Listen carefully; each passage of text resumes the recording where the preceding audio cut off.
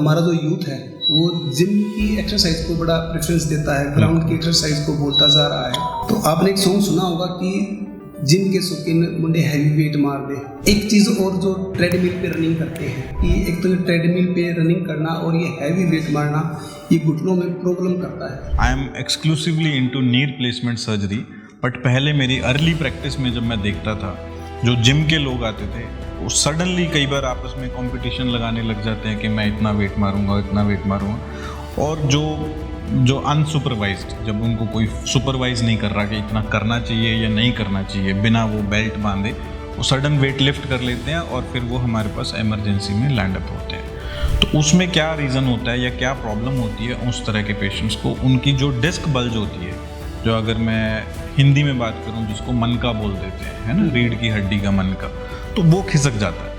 तो जो डिस्क है वो पीछे खिसक जाती है जिसके कारण टांगों में दर्द होना शुरू हो जाता है। तो वो बिल्कुल भी नहीं करना चाहिए।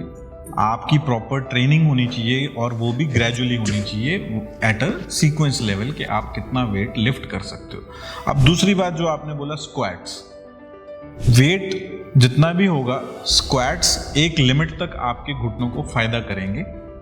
जैसे हम अपने पेशेंट्स को भी जिनको प्रॉब्लम नी में शुरू होती है बट सर्जरी की ज़रूरत नहीं होती है, हम उनको बोलते हैं कि आप once in a while squats exercise करिए। बट अगर आप अपनी लिमिट से ज़्यादा वेट लिफ्ट कर रहे हैं तो वो आपके नीज को अफेक्ट करेंगे, क्योंकि अब आप देखो कि ये नी का मॉडल है।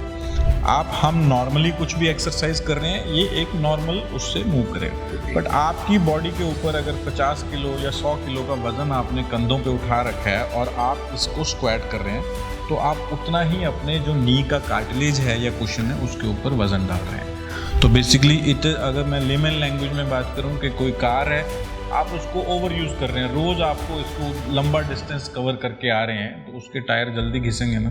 तो इसी तरीके से इस जो घुटनों की जो हमारी कुदरती कुशन है या कार्टिलेज है, अगर आप इसको एक लिमिट से ज़्यादा ओवर बर्डन करेंगे, it is going to damage your knees.